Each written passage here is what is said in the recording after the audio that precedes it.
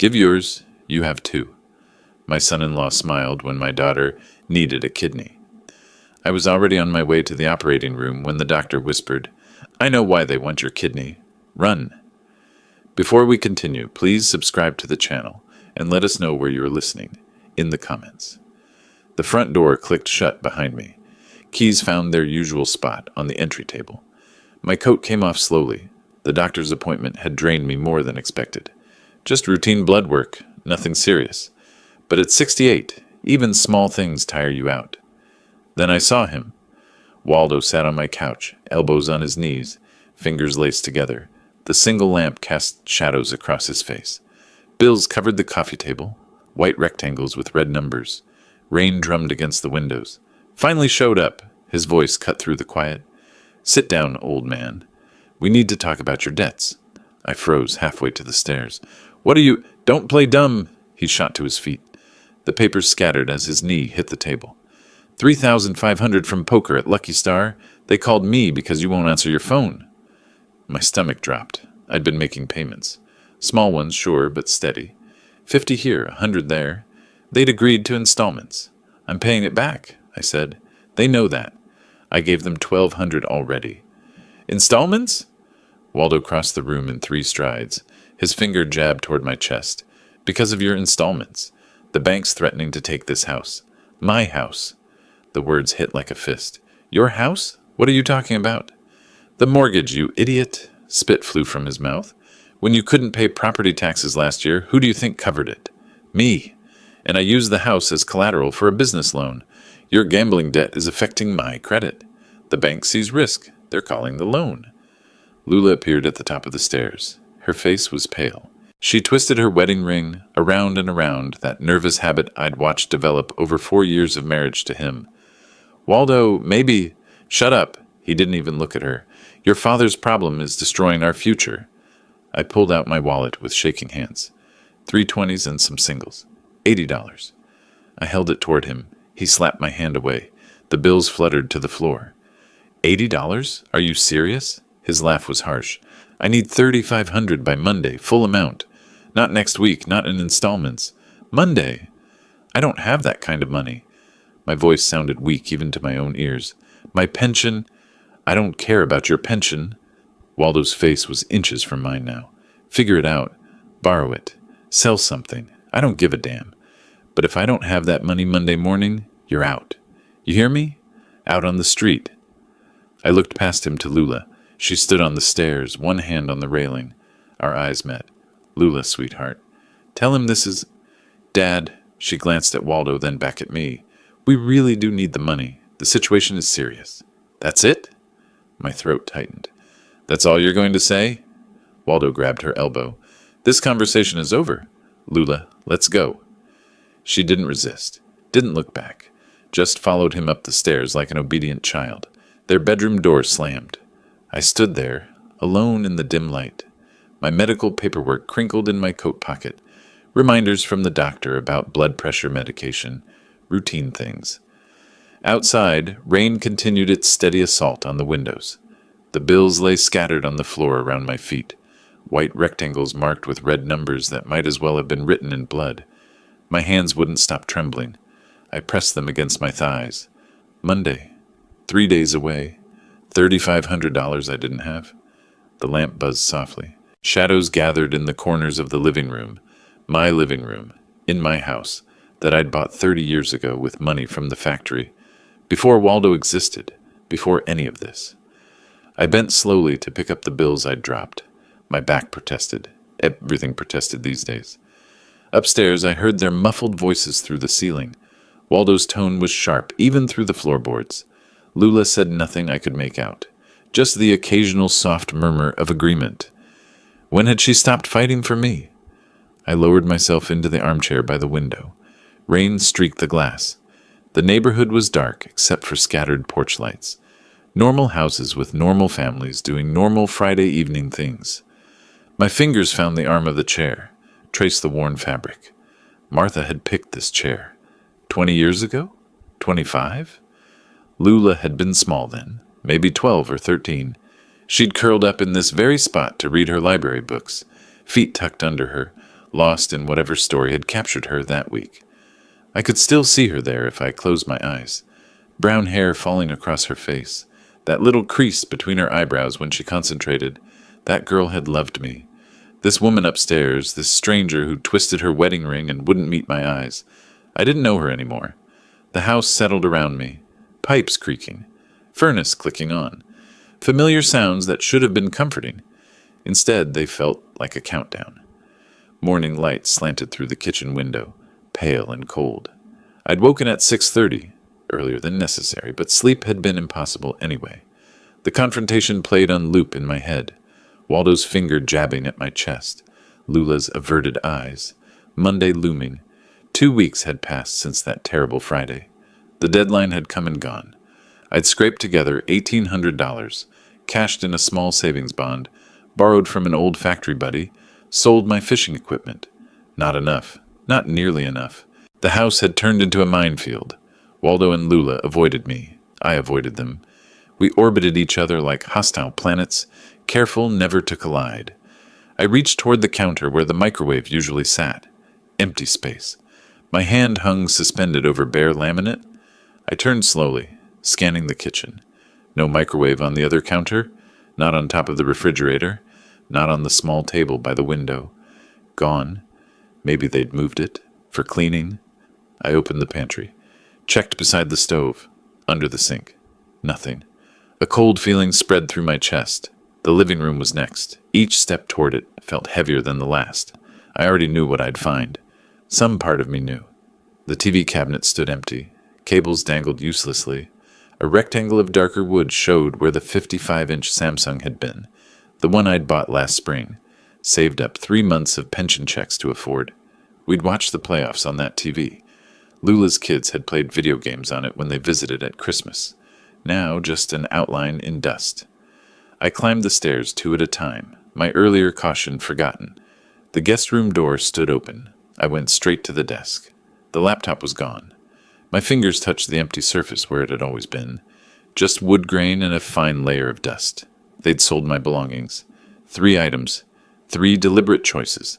Not broken, not malfunctioning. Sold. Turned into cash without asking, without telling me, without any consideration that these were my things. I stood at the guest room window and looked down at the driveway. Their car sat there, silent and innocent. They were still asleep. It was only 7:15. I could confront them now. Storm into their bedroom, demand answers, make them face what they'd done. But something stopped me. Some instinct for self-preservation. Instead, I went back downstairs and made coffee I couldn't drink. I sat at the kitchen table and watched the clock. 7:30, 8 o'clock, 8:15. Footsteps overhead, the shower running, normal morning sounds. 8:45. Waldo appeared first, heading straight for the refrigerator without acknowledging my existence. He wore his bathrobe and had that satisfied look of someone who'd slept well. I stood up. "Where's the microwave?" He didn't even turn around. "We sold it." 3 words. Casual, like he was commenting on the weather. "You sold it?" My voice came out louder than intended. "Who gave you permission?" Now he looked at me, closed the refrigerator door slowly. "Permission? Listen, old man. It's my microwave, my TV, my laptop. Technically," Waldo leaned against the counter, crossing his arms, "we bought those things. They're ours. With my pension money. Money you gave us for rent and expenses because you live here."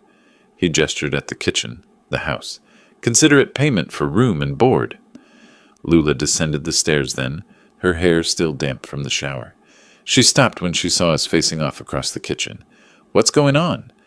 "Your husband sold my things." I turned to her, desperate for an ally. "Tell him, Lula. Tell him those were my belongings." She glanced between us, her hands fluttering nervously. "Dad, we really needed the money. We have problems." "What problems?" I moved toward her. "What problems that you can't tell me about? Problems worth stealing from your own father?" "We're not stealing," Waldo pushed off from the counter. "Everything in this house technically belongs to us. You're living here as a guest." "A guest?" The word exploded out of me. "I bought this house. I've owned it for 30 years. And you would have lost it to the bank if we hadn't helped with your property taxes. Remember?" Waldo's smile was cold. "So really, We saved your house. Think of the TV and laptop as interest on that loan. I grabbed his sleeve. You can't just... He jerked his arm free with enough force that I stumbled backward. Don't touch me, old man. Lula's hand went to her mouth, but she didn't step between us. Didn't tell Waldo to back off. Didn't defend me. Lula, I tried to catch her eye. Please, sweetheart. What's really going on? Why do you need money so badly? Just tell me the truth. She opened her mouth, closed it, looked at Waldo. The truth, Waldo said flatly, is none of your business. We needed money. We got it. End of discussion. But Dad, Lula started. I said end of discussion. Waldo's shout made her flinch. We don't owe him explanations. We don't owe him anything. Silence filled the kitchen. The coffee maker gurgled, finishing its cycle. Outside, a car drove past. Normal Saturday morning sounds in a situation that was anything but normal. Lula stared at the floor. Her shoulders curved inward, making her smaller. Look at me, I said quietly. Lula, please, just look at me. She raised her eyes for a brief moment. What I saw there wasn't defiance or anger. It was worse. Guilt, resignation, acceptance. She'd chosen. Already chosen.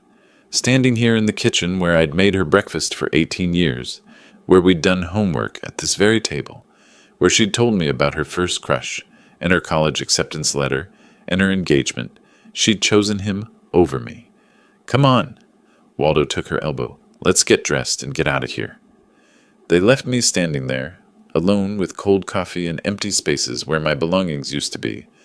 The morning brightened around me, sunlight streaming through the windows, illuminating dust motes in the air.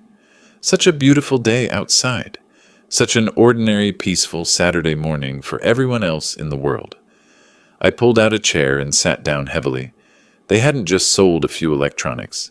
They'd crossed a line, proved they saw me not as family, but as something disposable, something to use. And they were hiding something, some financial problem they wouldn't name, some crisis big enough that stealing from an old man seemed justified. I stared at the empty counter where the microwave had been, at the shadow it left behind. The coffee had gone cold in my cup. Their bedroom door clicked shut upstairs, that final dismissive sound. I set the mug down carefully. My coat hung by the back door. I pulled it on, needing space, needing air, needing to be anywhere but inside this house that no longer felt like mine. February cold hit my face as I stepped into the backyard. The ground was hard beneath my feet. Bare branches reached toward a gray sky. The oak trees stood in the corner, massive, ancient, unchanged by human drama. I made my way to the wooden bench underneath it and sat down heavily. The cold seeped through my coat immediately, but I didn't care. 40 years at the factory. 40. The thought arrived unbidden, unwelcome. I tried to push it away, but memories don't take orders. They flood in when your defenses are down. Harris Manufacturing. The chemical smell that clung to your clothes no matter how many times you washed them. The ache in my lower back that started at age 45 and never really left. Coming home so exhausted I could barely eat dinner before collapsing into bed. But I never complained. Every paycheck went to Lula, her clothes, her food, her school supplies, her field trips, her everything. I wanted her to have better than I'd had, better than factory work and chemical burns and a body that gave out before retirement age. When she got into college, I took extra shifts, 16-hour days. My supervisor thought I was crazy, a 50-year-old man working like someone half his age, but I just smiled and clocked in because she was my daughter, my only child. The wedding memory surfaced next, sharp and painful. 4 years ago. Spring. The venue had cost more than I wanted to think about. The dress, pure white silk that Lula had fallen in love with. Another fortune. The flowers, the catering, the photographer, the band. I'd emptied my savings account and dipped into my retirement fund. But when I walked her down the aisle, when I saw her glowing face, I thought, worth it. Every penny worth it. I've given her everything. I've done right by her. I actually believed Waldo was decent then. He'd been polite to me, respectful. Called me sir, shook my hand firmly, looked me in the eye when he promised to take care of her. Lies, all lies. A gust of wind cut through the yard. I pulled my coat tighter. Now I was a burden. An old, useless burden living in their house. The house I'd bought 30 years ago with money from those factory paychecks. The house where I'd raised Lula alone after Martha died, where I'd weathered every storm, literally and figuratively. When had the shift happened? When had I become the unwelcome guest? The cold was getting to me.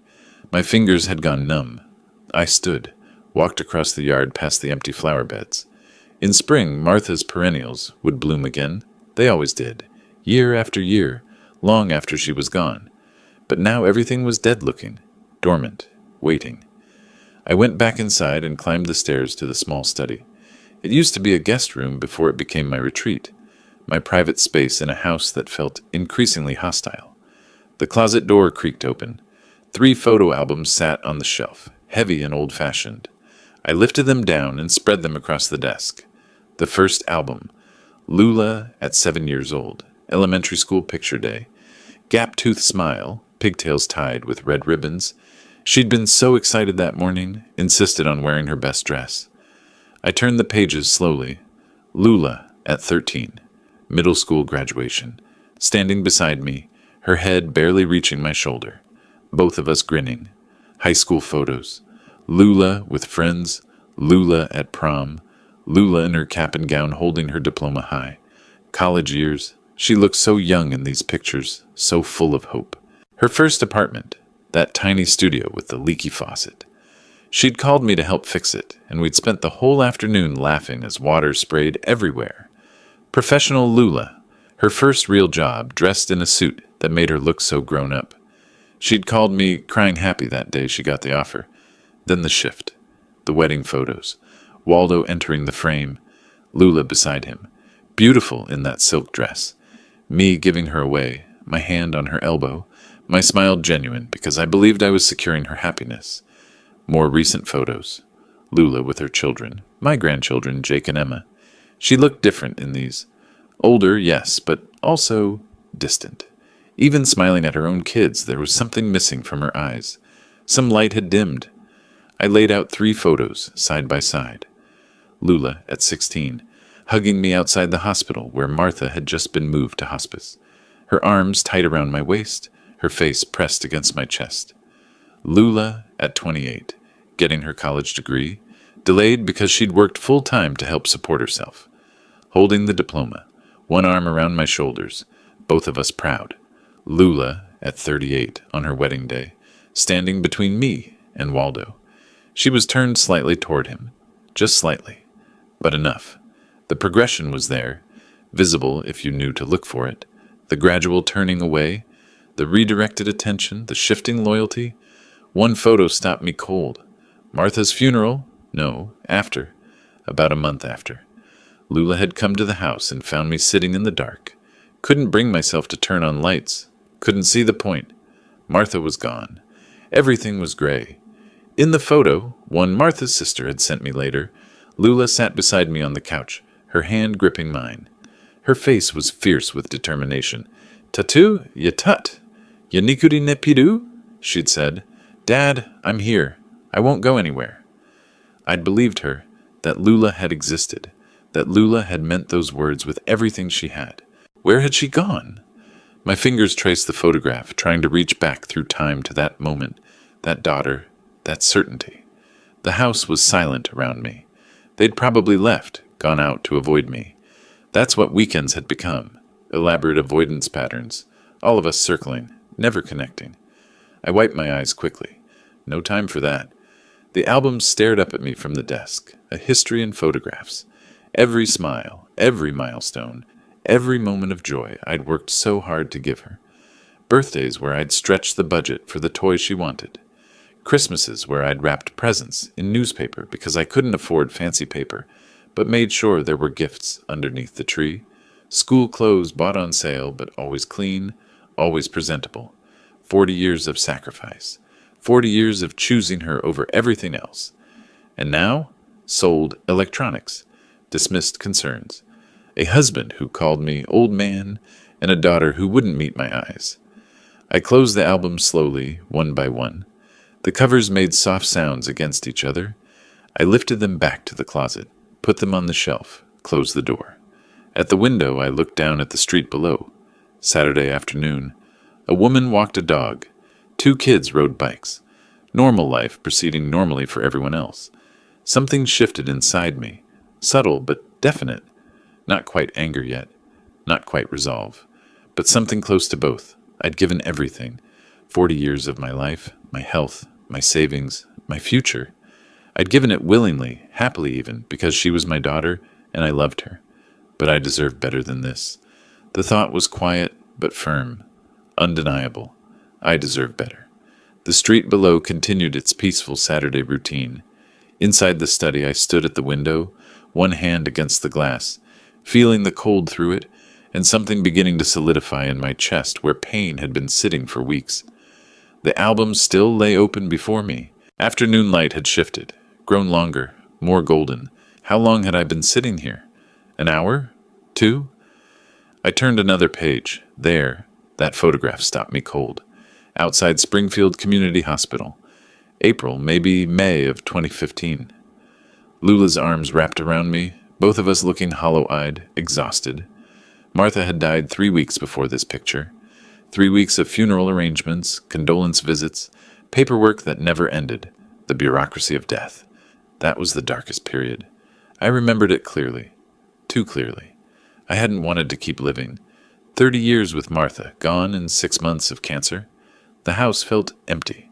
Food tasted like nothing. I'd sit in the dark for hours, couldn't bring myself to turn on lights.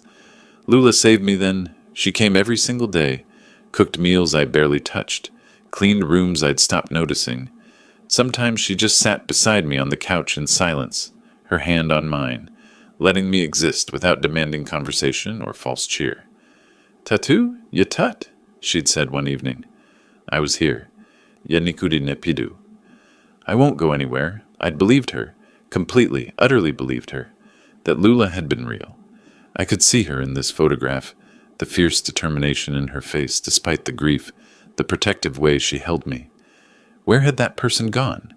I flipped forward several pages, more recent photos now. There, Lula's face when she first brought Waldo home. 5 years ago, almost exactly. She'd called ahead, nervous, excited in that way that told me this man was important. I'd prepared dinner, cleaned the house, wanted to make good impression. Waldo had arrived with wine and flowers. Charming smile, firm handshake, eye contact that seemed sincere. We'd talked for hours that night. He'd asked about my factory work with what appeared to be genuine interest. Mentioned his sales career, medical equipment, he'd said. Talked about starting his own business someday. Dreams and ambitions that sounded reasonable, achievable. Lula had glowed when she looked at him. Radiant in a way I hadn't seen since before Martha's illness. I'd thought, she deserves this. After everything she's done for me, she deserves happiness. I'd given my blessing without hesitation. Should have looked closer. Should have asked harder questions. But I'd wanted her happy so badly that I'd seen what I wanted to see. The wedding photo came next. 4 years ago, spring ceremony under white tent. Lula in lace dress that cost more than I wanted to remember. Waldo in expensive suit, both smiling for camera. Me between them, giving her away, feeling proud and accomplished, and certain I'd secured her future. Father-daughter dance. I could still hear the song if I closed my eyes. She'd cried on my shoulder, whispered, "I love you, Dad," in my ear. That had been the peak, the absolute pinnacle of our relationship. Everything after was descent. I laid several photos in chronological order across the desk, studying the progression. Year after wedding, Lula's expression started changing. Smile didn't quite reach her eyes anymore. Photos with me became less frequent. When they existed, she stood slightly apart, not leaning in like before. Memories surfaced now, pieces clicking together. Thanksgiving invitations declined. "We're going to Waldo's family this year." Sunday dinners that had been weekly traditions suddenly impossible. "Lula works weekends now, sorry." Phone calls growing shorter, more distracted. "Can't talk now, Dad. I'm busy." Birthday visits that used to last hours cut to 30 minutes. "We have to leave early, prior commitment." At the time, I'd made excuses. They're newlyweds, building their life. They're busy. I shouldn't be needy father who demands constant attention. Now I saw the pattern clearly. Waldo's phrases came back to me, things he'd said casually over those years. Your father can take care of himself. Why does he always need your attention? We have our own life to live. Small cuts, each one. Death by 1,000 paper cuts, isolating her piece by piece until she was his entirely. And the move-in. 6 months after wedding, they'd asked. Temporary arrangement, Waldo had said, just until we get on our feet financially. Hiram had been happy.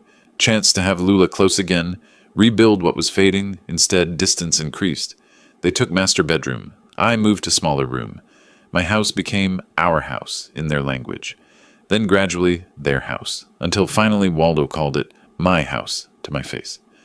4 years of temporary. I stood, walked to window.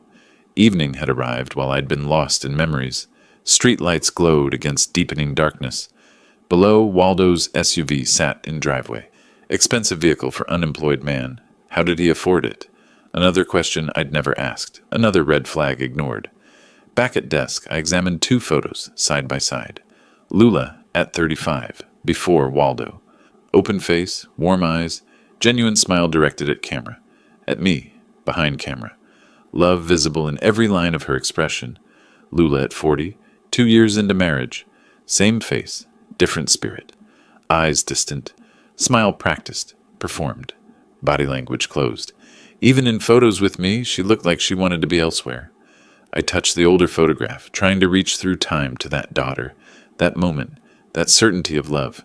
When did I lose you? I'd asked earlier. Now deeper question formed. Had she chosen this? Or had Waldo manipulated so skillfully she couldn't see what was happening?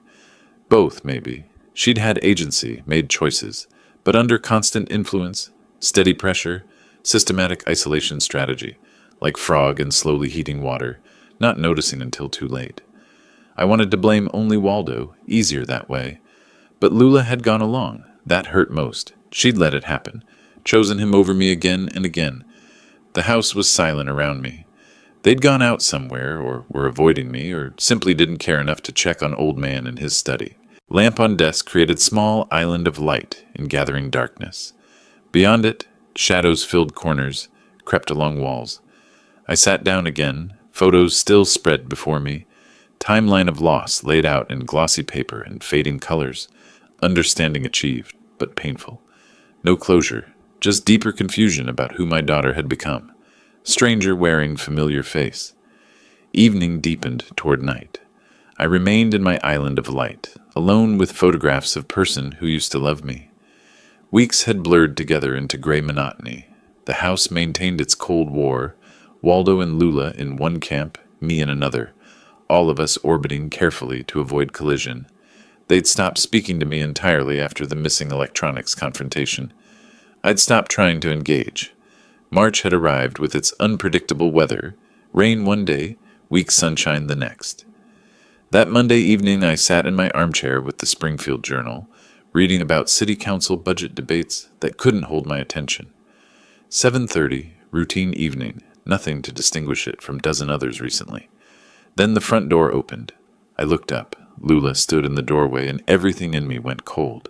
Her face was bone white. Tear tracks stained her cheeks, red-rimmed eyes, swollen from crying. She trembled visibly, one hand clutching the doorframe for support. "Lula?"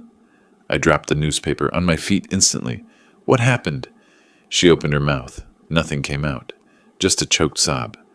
Waldo appeared behind her, expression unreadable. He didn't touch her, didn't offer comfort, just stood there with arms crossed, watching. I moved toward her, heart racing. "Sweetheart, what's wrong? Are you hurt?" Another sob. She shook her head but couldn't speak. "Just tell him," Waldo said flatly. His tone made me spin around. "Back off. Let her speak when she's ready." Waldo raised both hands in mock surrender, stepped aside, but didn't leave.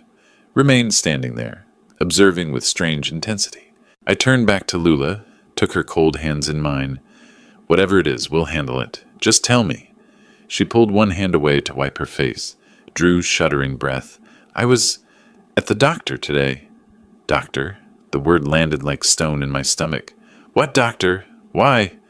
"I've been having problems," her voice barely above whisper. "With my kidneys. Serious problems." The floor seemed to tilt. "Serious how?" "Terminal." The word came out broken. Terminal kidney failure. I couldn't breathe. Terminal? That word. That terrible word that meant... They said I need... She couldn't finish, dissolved into tears again. Need what? My voice sounded far away, not my own. Lula, need what?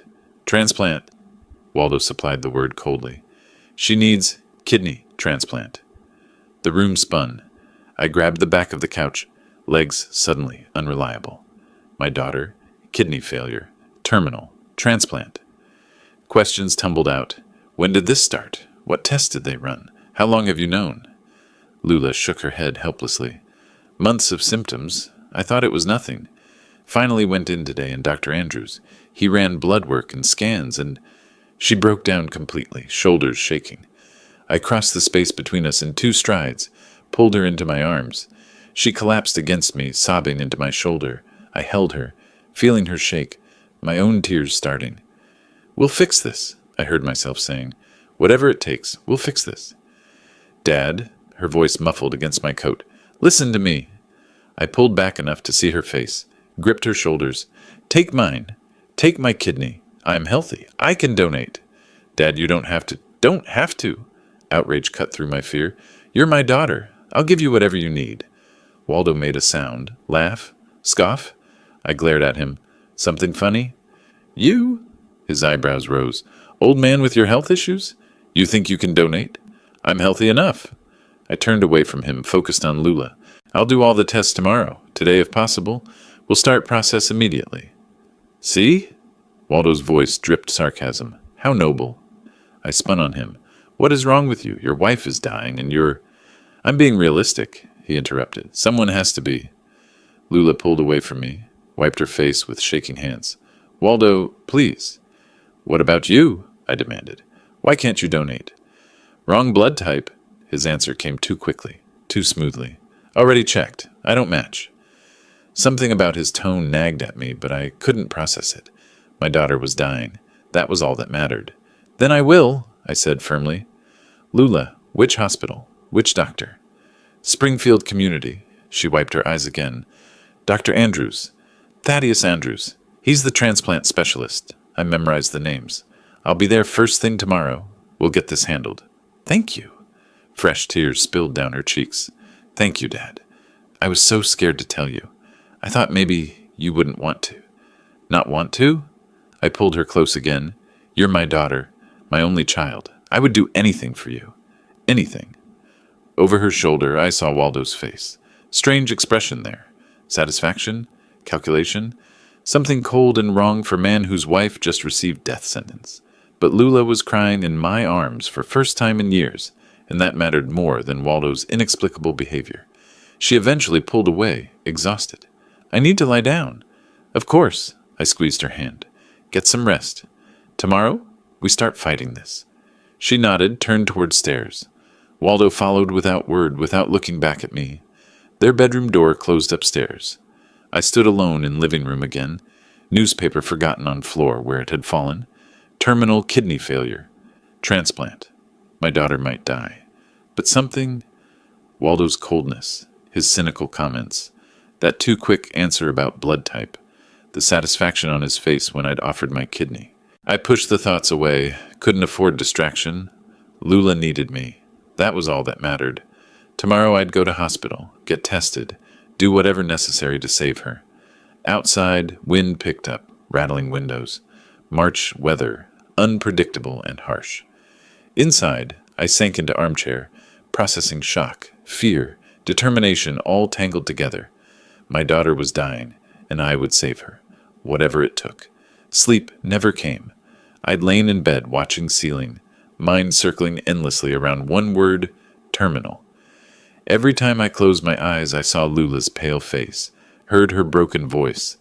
The house had been silent through dark hours. No sounds from their room, no comfort passing between husband and wife. Just me and my thoughts, and growing dread. 5:30, I gave up pretending. Rose dressed mechanically. My legs felt heavy descending stairs, each step an effort. Dawn hadn't broken yet.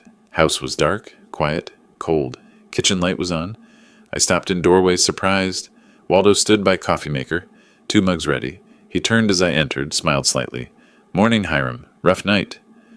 Wariness flooded me instantly. When was Waldo ever pleasant? Didn't sleep? How could I? Understandable. He gestured to Muggs. Coffee? I hesitated, but exhaustion overrode suspicion. Thanks. He handed me a cup, hot black, exactly how I took it. We sat at kitchen table, facing each other. Steam rose between us. Outside, pre-dawn darkness pressed against windows. You look terrible, Waldo observed. My daughter's dying. The words came out harsh. Forgive me if I'm not well rested. Right. He sipped his coffee, watching me over rim. Been thinking about the situation. Here it comes, I thought, whatever this is. And? You offering your kidney. He set cup down carefully. That's a serious decision. I know it's serious. My hands tightened on the mug. She's my daughter? Sure. His tone was patronizing, like explaining simple concept to slow child. But actually, when you think about it, it's not such a big sacrifice. I stared at him. Not a big sacrifice? It's major surgery? He leaned forward, elbows on table. Give yours up. You've got two anyway. The words hung in air between us. I couldn't have heard that right. What did you say? What did I say? He repeated it slower, enunciating. You have two kidneys. Give one to Lula. One's enough for you. People live with single kidney all the time. My grip on cup tightened until knuckles went white. He was talking about my organ, part of my body, like it was spare tire, old coat, something disposable. Do you understand how that sounds? Sounds like reality, he shrugged. Look, Hiram, you're 68 years old. How much time you got left? 10 years? Maybe 15 if you're lucky? Lula's 42. She has her whole life ahead of her. Each word was a slap. He was calculating my remaining years, measuring my worth against his wife's, deciding my life had less value because of my age. You're talking about this like I'm donating old furniture? My voice shook with barely controlled rage. Don't be dramatic, he waved dismissively. People donate kidneys all the time. You'll be fine with one. For an old man, you're reasonably healthy. For an old man, that qualifier. I wanted to throw coffee in his face, wanted to grab him by collar and shake him. But Lula? This is major surgery, I said through clenched teeth. I could die on the table. You won't. So casual, so certain. You'll be fine, and Lula will live. That's what matters, isn't it? We stared at each other across table. Tension thick enough to cut. Something in his expression. Satisfaction, barely concealed pleasure. He was enjoying this. Enjoyed reducing me to spare parts, to disposable resource. You're incredibly disrespectful, I said quietly. I'm a realist. He smiled slightly. Someone has to be. The smile did it. Saw him clearly then, mask completely off, showing true contempt underneath. He'd always felt this way, always seen me as burden, obstacle, thing to be used, just hidden it better before. Now, with me trapped by love for Lula, he could say anything, do anything. I stood abruptly, chair scraped loudly against floor, harsh sound in quiet kitchen. I'll go to the doctor, I said. Get tested. Do whatever's necessary. Good. Waldo remained seated, relaxed. When? Today. This morning. Excellent. He sipped coffee calmly. So are we clear? You understand what needs to happen? I understand, I forced out, that I'm doing this for Lula. Not because of you. Not because of anything you said. For her. Only for her. He shrugged. The reason doesn't matter. The result matters. I walked to kitchen door. Needed to escape before I said, or did, something I'd regret. At threshold, I looked back. Waldo still sat there, coffee cup raised, small, satisfied smile on his face. Like chess player who just achieved checkmate. Like man who'd won game without opponent realizing it was being played. My stomach turned. Outside kitchen, hallway stretched dark and empty. House silent except for faint sound of Waldo's movements behind me. My hands still trembled, from rage, from shock, from exhaustion. His words echoed, give yours up. You've got two anyway.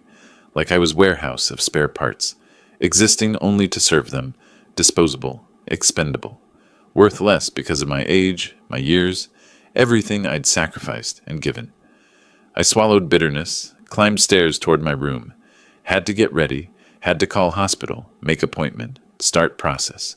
For Lula. Only for Lula. Not for him. Never for him. Behind me I heard Waldo humming something. Please sound. Victorious. Dawn was breaking outside windows now, pale gray light creeping in. Another day beginning. But something had shifted in that kitchen conversation. Line crossed that couldn't be uncrossed. I reached my room, closed door, leaned against it. My daughter was dying, and her husband was a monster. But I'd give her my kidney anyway, because she was my daughter, because I loved her, because despite everything, the betrayal, the distance, the cruelty, she was still mine. Even if it meant sacrificing piece of myself to man, who saw me as nothing more than convenient donor, less than human, just resource to be exploited. I touched my side, where kidney sat beneath skin and muscle, vital organ, part of me, soon to be part of her. If it saved her life, worth it, even at this cost. The house felt like tomb as I walked back through it, showered in near darkness, dressed in clothes that felt foreign on my body. Everything moved in slow motion, yet too fast. My hospital bag sat by the door where I'd left it Sunday night. Toothbrush, change of clothes, things I'd need for recovery. Recovery from giving away part of myself. 8:30, I backed my old sedan out of the driveway. Waldo's SUV still sat there, curtains upstairs still closed. They'd said Lula would come later. I drove through empty Tuesday morning streets, traffic lights blinking yellow, Springfield still waking up. The hospital rose ahead, 5 stories of brick and glass, lit from within like ship in darkness. I parked in the visitor lot, grabbed my paperwork from passenger seat. Dr. Andrews' office was in the surgical wing. My appointment, 10:30. Reception area smelled of antiseptic and coffee. Fluorescent lights hummed overhead, too bright after dawn darkness. The desk clerk looked up as I approached, professional smile in place. Name? Hiram Lane, 10:30 with Dr. Andrews. She typed, checked screen. Kidney donation consultation, insurance card? I fumbled in wallet, handed it over. She made copies, passed clipboard with forms. Fill these out. Surgical consultation room 3, down that hall. The waiting area held scattered occupants. Elderly woman clutching purse, young mother with restless toddler, man on crutches staring at muted television, normal people with normal problems. Not preparing to give away organs, I couldn't sit. Paced instead, clipboard in hand, checking boxes mechanically. Medical history, current medications, next of kin. I wrote Lula's name, then stared at it. Was she next of kin, or something else entirely? Pushed the thought away. Mr. Lane? A nurse stood by double doors. I followed her through corridors, lined with medical equipment, past closed exam rooms, around corners that all looked identical. She stopped at office door, knocked once, opened it. Dr. Andrews will be right with you. The office felt both professional and personal. Diplomas covered one wall, medical school, residency, board certifications. Anatomical posters showed kidneys in detailed cross-section. Desk held organized files. Family photo in silver frame. 2 chairs faced each other across that desk. I sat in the visitor's chair. Waited. The door opened precisely at 10:30. Dr. Thaddeus Andrews entered, 50-something, graying at temples, calm eyes behind wire-rimmed glasses. White coat over blue shirt and tie. He extended hand across desk. Mr. Lane, thank you for coming in. His handshake was firm, warm. He settled into his chair, opened file folder, scanned contents briefly, then looked up, giving me full attention. Tell me what brings you here. I took breath. My daughter needs kidney transplant. Terminal kidney failure. I want to be her donor. He made notes on pad. How old is your daughter? 42. And you're 68. His pen paused fractionally, then continued. That's a significant age difference for live donation. Not impossible, but we need to be thorough. He looked up. Tell me about your health. I'm strong. Worked 40 years at Harris Manufacturing. Physical labor, I can handle this. Any chronic conditions? Heart problems? Diabetes? High blood pressure, controlled with medication. What medication? Lisinopril, 10 milligrams daily. More notes. Previous surgeries? Appendix when I was 30. Nothing since. Dr. Andrews leaned back, studying me with thoughtful expression. Mr. Lane, you understand this is major surgery, with real risks? I understand. At 68, anesthesia carries increased risk. Recovery will be 6 to 8 weeks minimum.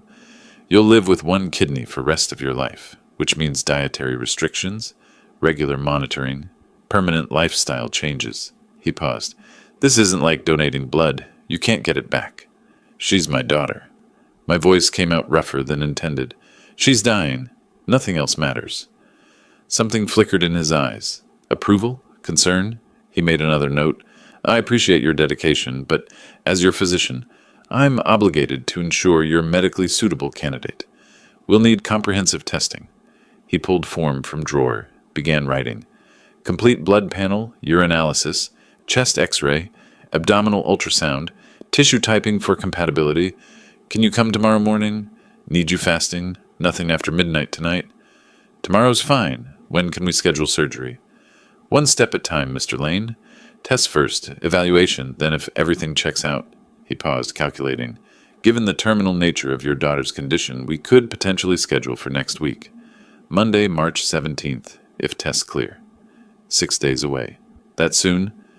You said terminal. I'm treating it with appropriate urgency. He handed me papers. These are test orders. Lab opens at 7, radiology at 8, ultrasound at 9. Come fasting. No food or drink except water after midnight. I took the papers, gripped them like lifeline. Thank you. He stood, extended hand again, then hesitated. Mr. Lane, one question. Has your daughter's physician contacted us for coordination of care? The question caught me off guard. I think she handled that. Which facilities diagnosed her? Springfield Community, I believe. She mentioned your name specifically. Interesting. He made note on separate pad. I'll check our records. Sometimes referrals get lost in system. But his expression suggested something else. Concern, maybe. Confusion. Is there problem? No. Just routine to coordinate with primary team. He smiled, but it didn't quite reach his eyes. See you tomorrow, Mr. Lane. Out in corridor again, I clutched test orders, mind spinning. That final question, had something been wrong with his tone? Or was I imagining things because of Waldo's behavior, the weekend's strange tensions? Pushed through exit doors into gray March morning. Wind cut through my jacket. Parking lot stretched before me, cars glinting in weak sunlight. The hospital loomed behind, all brick and purpose and life or death decisions made within its walls. Tomorrow I'd return for tests. Friday would bring results. Monday, less than a week away, I'd be on operating table. Surgeons would cut into me, remove kidney, transplant it into Lula. My daughter would live. I reached my car, fumbled keys with shaking hands, sat in driver's seat, test orders on passenger side. Engine turned over with familiar rumble. In third floor window above, Dr. Andrews stood watching parking lot, watching me. Even from this distance, I could see the tension in his posture, the way he held phone to his ear while staring down, making call, checking something. I pulled out a parking space, headed for exit. Didn't notice him still watching, phone still pressed to ear, expression growing increasingly troubled as he spoke to whoever was on the other end. Wednesday morning arrived cold and gray. I'd barely slept. Stomach empty from fasting, mind racing with everything ahead. 6:30, I drove back to hospital. Third time in 2 days. The lab technician was efficient and silent. 5 vials of blood drawn from my arm, each tube a different color. Purple, green, red, gold, blue. Radiology is on second floor, she said, pressing cotton ball to puncture site. They're expecting you. X-ray room was freezing. Lead apron heavy across my chest as I stood against cold plate. Deep breath. Hold it. Click. You can breathe. 3 different angles. Chest expanding and contracting on command. Ultrasound came last. Warm gel spread across my abdomen. Technician moving wand in slow circles. On screen, my kidneys appeared as dark gray shapes against lighter tissue. She measured, took images, remained professionally quiet. How do they look? I asked. Doctor will review results and call you. Home by noon. Exhausted. The house was empty. Waldo's SUV gone. No note. I made sandwich I barely tasted, fell asleep in armchair, woke disoriented to darkening windows. Thursday brought more tests. Blood work for tissue compatibility. EKG with cold electrodes stuck to my chest. Machine beeping rhythmically. Anesthesiologist interview.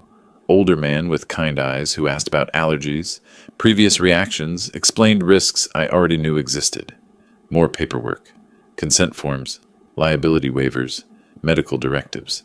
My signature over and over until it stopped looking like my name. Evening again. Lula and Waldo came home after 7, carrying takeout bags.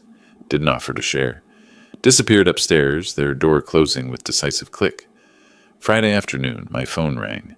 Unknown number, hospital exchange. Mr. Lane? Dr. Andrews calling? My heart stopped. Yes? Good news. All tests came back clear. Your kidneys are healthy, functioning well. Tissue typing shows excellent compatibility with your daughter. We're approved to proceed. Relief flooded through me. So surgery can happen? Monday morning, 7 a.m. as discussed. Arrive at 6 for preoperative prep. Nothing to eat or drink after midnight Sunday. Questions? No, thank you. Thank you so much. See you Monday. He paused. Mr. Lane, take care this weekend. Strange thing to say, but I didn't question it. Hung up, sat staring at phone. Monday. 4 days away. This was really happening. Found them in living room. Some reality show playing on television. I'm cleared, I announced. Surgery's Monday morning. Lula stood quickly, crossed room, hugged me, but the embrace felt wooden, mechanical, arms around me without real warmth. She pulled back after 2 seconds. Oh, Dad, thank you so much. Yeah, Waldo said from couch, not standing. That's good. Really noble of you, Hiram. That word again. Noble. Said with faint mockery, like private joke I wasn't part of. I looked at him, trying to read expression, but his face revealed nothing beyond vague satisfaction. It's happening, Lula repeated, hands twisting together. It's really happening. She sounded strange. Not relieved, anxious, nervous. I couldn't place the emotion. You should rest, Waldo said to her. Big week ahead, for both of you. She nodded, went upstairs without another word. Waldo followed moments later, left me alone with television and growing unease I couldn't name. Saturday morning, I woke to voices drifting from kitchen, low, urgent tones. I came downstairs quietly, paused outside doorway. Just need to get through 3 more days, Waldo was saying. Lula's response too soft to hear. Stop worrying. It's fine. Everything's arranged. But what if it won't? Trust me. I stepped into kitchen. They spun around like caught children. Lula's face went pale. Dad, we didn't hear you. What were you talking about? Nothing, just... She glanced at Waldo. Shopping. Things you'll need after surgery. Recovery supplies. That's all? Yeah. Waldo poured coffee with steady hand. Bandages, painkillers, that kind of thing. Don't worry about it. But something in their posture, the guilty flicker in Lula's eyes, the too quick explanation. Wrong. All wrong. I poured own coffee, sat at table. They exchanged glance, left room together, heard their footsteps on stairs, bedroom door closing. The day crawled past. I tried reading, couldn't focus. Tried television, couldn't follow plots. Wandered from room to room in house that felt increasingly foreign. Every time I encountered them, conversation stopped. Doors closed, whispers cut short. Afternoon, Lula's phone rang. She answered, saw me nearby, immediately walked to other room. I heard muffled voice through wall, but couldn't make out words. When she emerged, she wouldn't meet my eyes. Waldo watched me throughout the day with expression I couldn't decipher. Not concern, something closer to anticipation, like waiting for package to arrive, checking tracking obsessively. Sunday arrived heavy with dread. Tomorrow morning I'd go under anesthesia.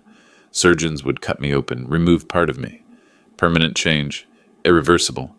I packed small bag, change of clothes, toiletries, phone charger, checked twice, 3 times, couldn't remember what I'd already packed. Lula appeared in doorway. Dad, you don't have to do this. I turned. What? I mean, maybe there's another way. Maybe we could... There is no other way. You need kidney. I'm giving you mine. Surgery's tomorrow. She bit her lip hard enough to leave white mark. Right. Tomorrow. Walked away before I could respond. Evening felt like vigil. I couldn't eat dinner, stomach twisted too tight.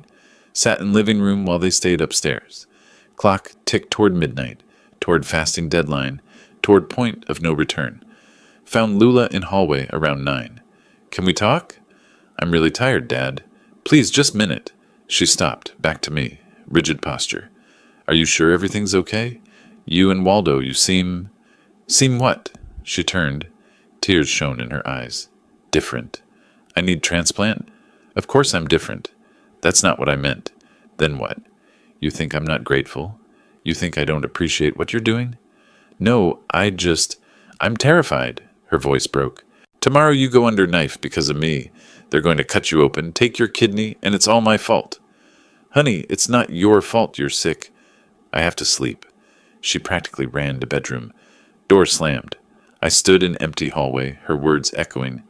Something about them felt off, but exhaustion made thinking difficult. Upstairs in my room. Tried to sleep. Couldn't. Lay staring at ceiling, mind circling. Waldo's satisfaction, Lula's nervousness. The whispers. Stopped conversations. That look in Waldo's eyes when I'd announced surgery was approved. Almost triumphant. Stop it. You're paranoid. She's your daughter. She's dying. You're saving her life. That's all this is. That's all it can be. Eventually dozed fitfully. Dreams fragmenting into worry and confusion. Woke to darkness. 4:30 a.m. Alarm wasn't set to go off for another hour, but sleep was impossible. Heard movement downstairs. Waldo already awake. Showered in pre-dawn darkness.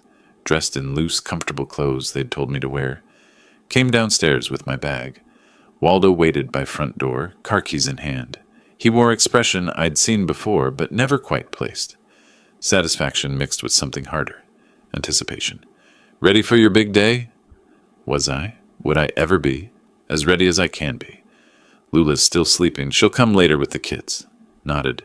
Didn't trust voice. Outside, darkness absolute. Not even hint of dawn yet. We got into his SUV. Engine rumbled to life. He backed out of driveway, turned toward hospital route. Radio played softly. Early morning news about traffic, weather, things that seemed to matter to someone somewhere. Not to me. Not anymore. Springfield streets passed in darkness. Streetlights created pools of yellow against black. Hospital appeared ahead, lit from within like beacon. Emergency entrance glowed red. Waldo parked in surgical wing lot. Turned off engine.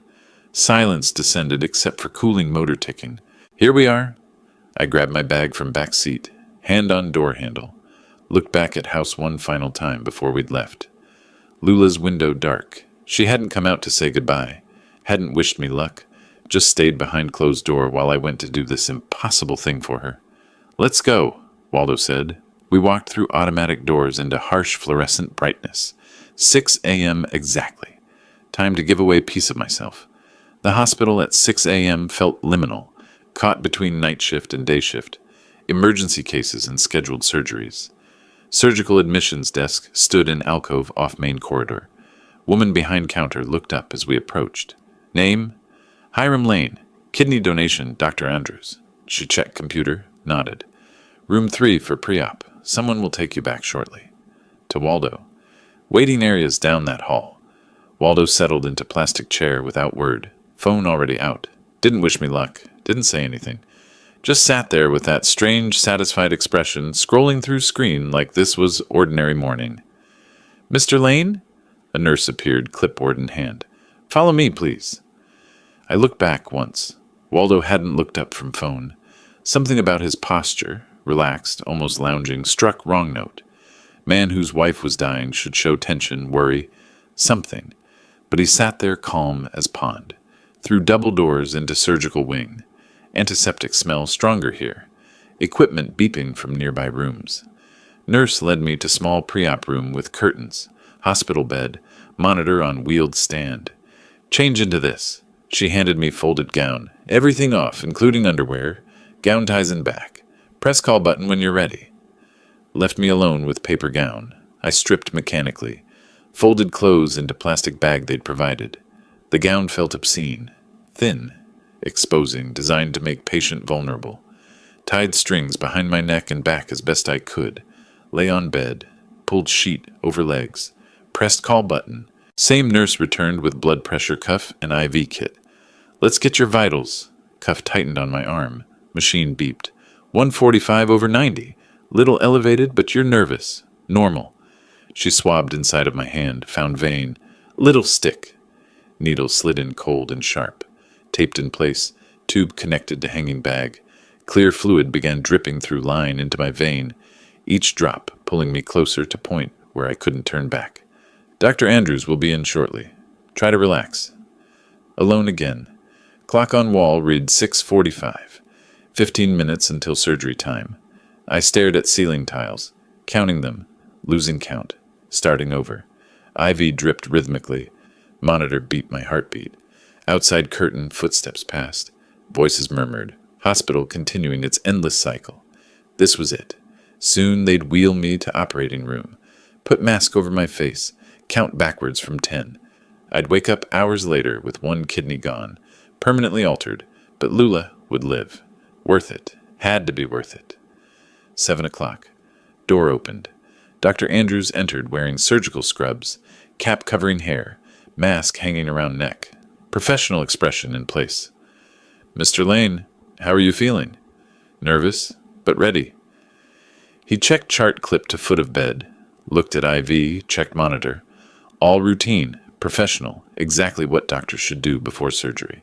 Then he glanced at door, looked back at me, leaned closer. His voice dropped to urgent whisper. I know why they want your kidney. The words didn't make sense. I stared at him, brain struggling to process. What? Listen to me carefully. His eyes were intense, desperate. You need to leave. Right now. Get out of this hospital. I don't understand. There's no time to explain. He grabbed my arm, pulled IV out roughly. Blood welled from puncture site. Your daughter isn't sick. This is trap. You have to run. But Lula, she's not dying. They're using you. Go. He physically pushed me toward sitting position. Now, Mr. Lane, before it's too late. Something in his face. Terror, urgency, absolute certainty, cut through confusion. He was risking everything saying this. Throwing away career, reputation, everything to warn me. Which meant it was true. Lula wasn't dying. This was... What? What was this? Go! Instinct took over. Swung legs off bed, stood on shaky legs. Blood dripped from hand where IV had been. Still wearing just hospital gown, nothing else, but couldn't stop for clothes. Dr. Andrews opened door, checked hallway. Left, then right, emergency exit at end. Don't stop for anything. I ran, barefoot on cold linoleum, gown flapping, barely tied, blood trailing from my hand. Burst into corridor, where nurse at desk looked up startled. Mr. Lane, what are you... Didn't answer. Ran past her. Behind me, her voice, Security! Patient leaving pre-op. Left turn. Another corridor, longer. Doors on both sides. Other nurses emerging, staring. Someone shouted. Didn't matter. Just ran, bare feet slapping tile, gown barely covering me. Right turn ahead. Took it too fast, nearly slipped. Caught balance against wall. Kept going. Emergency exit sign glowed red at corridor end. Footsteps behind now. Voices calling. Sir, stop! Get security! Someone stop him! Slammed through emergency exit. Alarm shrieked immediately. High piercing wail. Cool morning air hit me like slap. Outside. In parking lot. Dawn just breaking, sky going from black to purple-gray. Still running. Across parking lot. Between cars. People staring from their vehicles. Woman getting out. Froze. Purse halfway to shoulder. Mouth open. Heard sirens starting inside hospital. Had to get away. Had to... Taxi. Yellow cab at hospital entrance. Passenger just getting out. Elderly man with walker, moving slowly toward hospital doors. I sprinted toward it.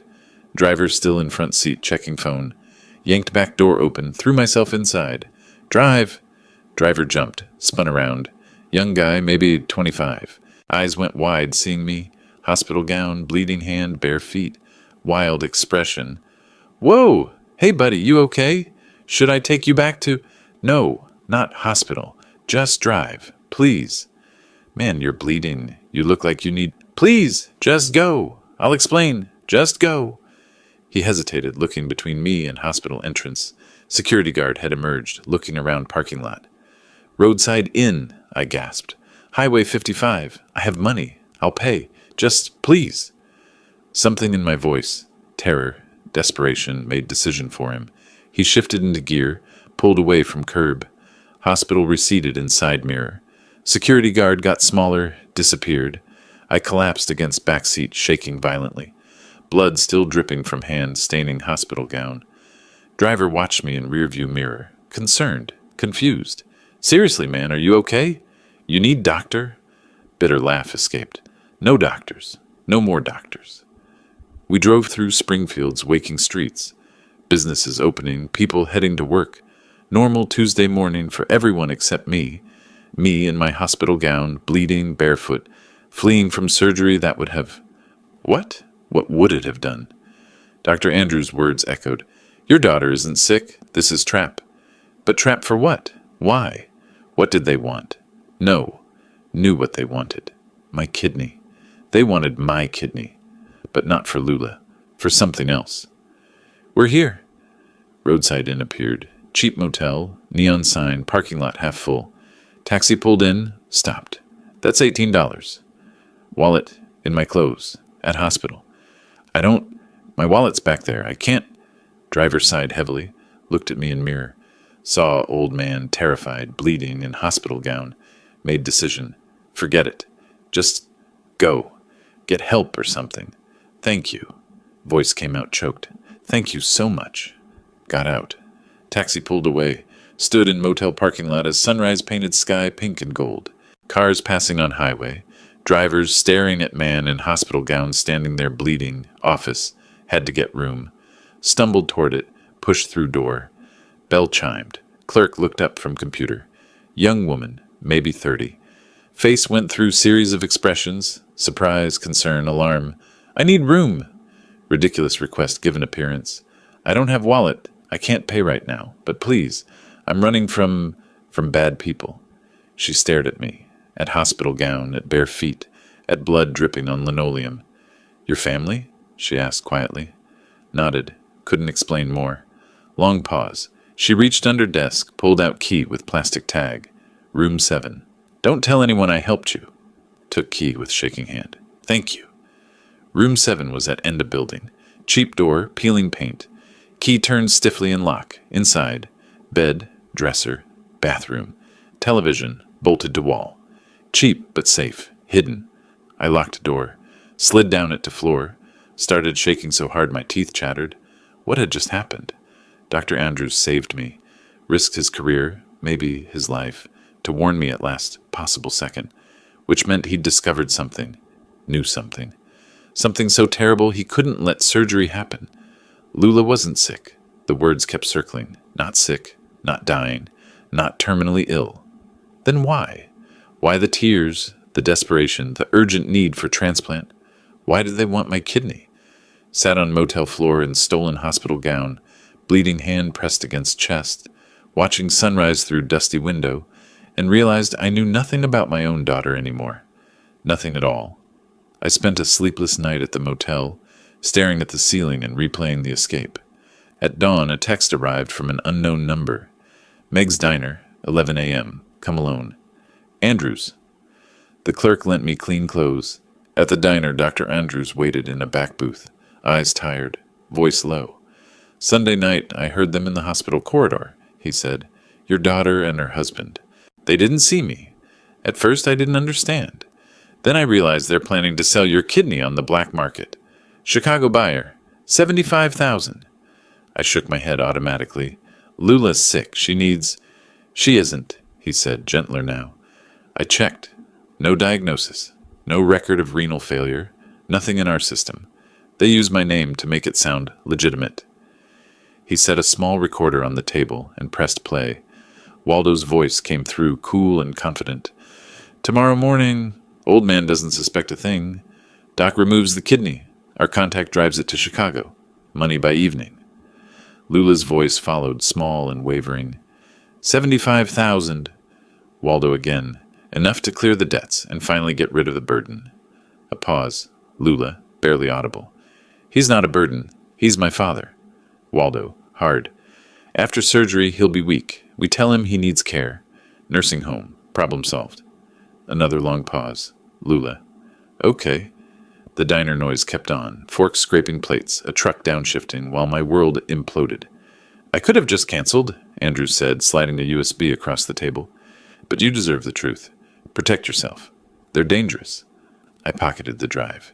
You saved my life, I said. He shook his head. You saved it when you ran. Outside, in the unforgiving daylight of March, I called Martin, an old factory friend turned lawyer. I need help, I told him. Urgent. Martin listened in stunned silence, then shifted to lawyer mode.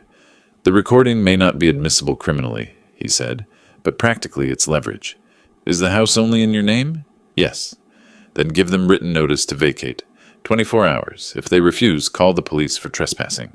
I'll email the document now. By mid-afternoon, I had the notice in hand, printed at the motel office, and a steadiness I hadn't felt in months. Near dusk, I took a cab home. My key still worked. They were on the couch when I walked in. Lula rushed up, pale and breathless. Dad, you're alive. We were so worried. Stop, I said. One word, flat as stone. They sat when I told them to sit. I know about Chicago, I said. The 75,000, the nursing home. Color drained from Lula's face. Waldo tried to bluff. Who told you? That doctor. He saved me from you, I said. From my own daughter and her husband. It's not like, Lula began. Don't lie to me anymore. I set the eviction notice on the coffee table. You have until noon tomorrow to leave. This is my house. Always was. Waldo stood, shoulders squared. You wouldn't. I have your conversation on tape, I said. You called me a burden. You agreed to sell me for parts. Try me. Lula broke into sobs. I'm your daughter. My daughter died at the hospital, I said softly. She died when she said, okay. Silence filled the room, only the ticking clock and the low hum of the fridge. Noon, I repeated and went upstairs. Behind my door, I finally exhaled. It wasn't triumph, it was a hard, quiet reclaiming. For the first time in weeks, I slept. Morning brought the sounds of packing. Drawers yanked open, tape ripping, boxes thudding. I went down to find the living room in disarray and the kids on the couch, wide-eyed. Grandpa, are you coming with us? Emma asked. No, sweetheart, I said, hugging them tight. You'll visit. I didn't know if it was true, but they needed something to hold. Lula appeared in the doorway, eyes swollen. Waldo hauled boxes to the SUV, glowering. By 11:30, the car was stuffed. Dad, Lula said, stopping short of me. Please, can we talk? Time to go, I said. I know what I did is unforgivable. I was scared. Waldo's debts. You chose, I said. Now live with it. Maybe someday you'll forgive me? Maybe. Not today. She tried to touch my arm. I stepped back. From the car, Waldo barked, Lula, let's go. She looked at me one last time. Goodbye, Dad. Goodbye. They pulled away without looking back. When the taillights disappeared, I closed my own front door and leaned against it. The silence wasn't empty anymore. It was spacious. I walked the rooms. What they'd taken was clutter. What remained was mine. The chair Martha picked, the kitchen table worn by years of breakfasts, the oak outside waiting for spring. I phoned Dr. Andrews. They're gone, I said. How do you feel? He asked. Free, I said, surprised to hear the truth out loud. For the first time in years. You made the right choice, he said.